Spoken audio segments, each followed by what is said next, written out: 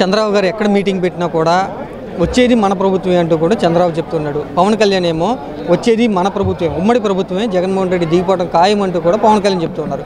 మీరేం చెప్తారు? వైసీపీ నాయకులుగా ఏం చెప్తారు?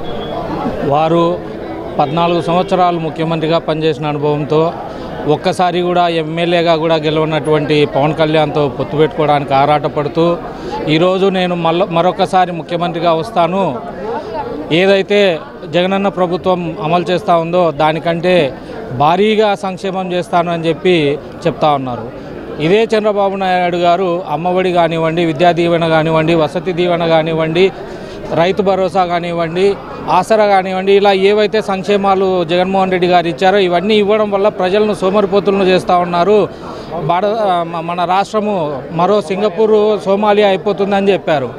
ఈరోజు మేము ఇచ్చినటువంటి సంక్షేమ పథకాలన్నీ కూడా 70 లక్షల కోట్ల రూపాయలు అయితే, 70,000 కోట్ల రూపాయలు అయితే, చంద్రబాబు నాయుడు గారు ఏదైతే చెప్తున్నారో అవన్నీ ఇవ్వాలంటే 1,20,000 కోట్ల రూపాయలు కావాలి.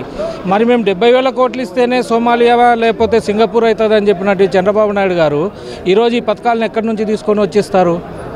ఒకటి. రెండోది, సగటుగా మనిషి ఉన్నతంగా జీవించాలంటే అతనికి ముఖ్యంగా కావాల్సింది వచ్చేసి ఉండడానికి ఇల్లు, మంచి ఆరోగ్యం, వాళ్ళ పిల్లలకి మంచి చదువు. ఈరోజు నాడు నేడు ద్వారా ఇంగ్లీష్ మీడియంను ప్రభుత్వ పాఠశాలల్లో కూడా తీసుకొని వచ్చి విద్య అనేదానికి ఉన్నటువంటి ప్రాముఖ్యతను మారుమూల ప్రజలకు కూడా అర్థమయ్యేలా చేసి ఈరోజు ప్రభుత్వ పాఠశాలల్లో చదువుతున్న విద్యార్థులను అంతర్జాతీయ వేదికలకు తీసుకొని వెళ్ళి వారి యొక్క ప్రతిభను కూడా మీరందరూ చూసి ఉంటారు. అంతర్జాతీయ వేదికల మీద ఆ పిల్లలు ఎలా మాట్లాడారు, ఎలా స్పీచ్ ఇచ్చారు అనేది అదొకటి మంచి ఎగ్జాంపుల్.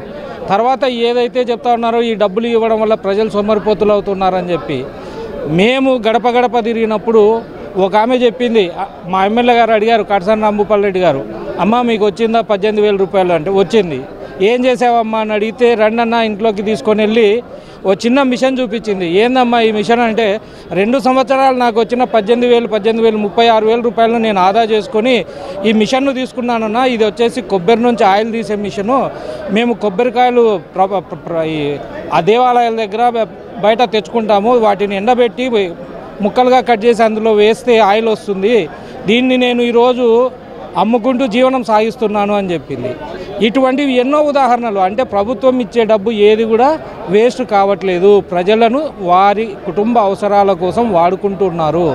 ప్రజలందరూ కూడా సుఖశాంతులతో ఆనందంగా జీవిస్తున్నారు. జగన్మోహన్ రెడ్డి గారు పథకాలు ఇస్తామంటే గెలిపించి ముఖ్యమంత్రి గారిని చేశారు. ఇంతకంటే ఎక్కువ పథకాలు ఇస్తామన్న చంద్రబాబు గారి మాటలు నమ్మే పరిస్థితి ఉందా, లేకపోతే ఓటర్లు ఏమన్నా అటువైపు వెళ్ళే పరిస్థితి ఉందా? ఎటువంటి పరిస్థితుల్లో ఆంధ్ర రాష్ట్ర ప్రజలు చాలా తెలివిపరులు, విఘ్నులు, వివేకంతో ఆలోచిస్తారు. గతసారి చంద్రబాబు నాయుడు గారు ఏదైతే హామీలు ఇచ్చారో, బంగారు తాకట్టు పెట్టిన దానికి మీరు డబ్బు కట్టొద్దండి నేను ఏడిపిస్తానని చెప్పాడు, చెయ్యలేదు. రుణమాఫీ చేస్తా అని చెప్పాడు, చెయ్యలేదు. చంద్రబాబు గారు చెప్తే చెయ్యడు అనేది ప్రజలందరిలో కూడా ప్రగాఢ విశ్వాసం.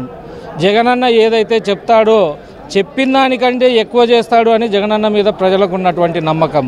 కాబట్టి ఈ నమ్మకాన్ని ఎటువంటి పరిస్థితుల్లో ప్రజలు వదిలిపెట్టే పరిస్థితి లేదు. తిరిగి మరొకసారి మేము 175 స్థానాల్లో గెలవబోతున్నాం. మరొకసారి జగనన్న గారిని ముఖ్యమంత్రిగా చూడబోతున్నాం. అంటే రేపొద్దున తాడేపల్లిగూడెంలో 2 పార్టీలు కలిసి ఉమ్మడి సభ ఏర్పాటు చేయబోతున్నాయి. ఈ సభతో లక్షలాదిగా జనం వస్తారంటూ తెలుగుదేశం, జనసేన పార్టీ వాళ్ళు చెప్తూ ఉన్నారు.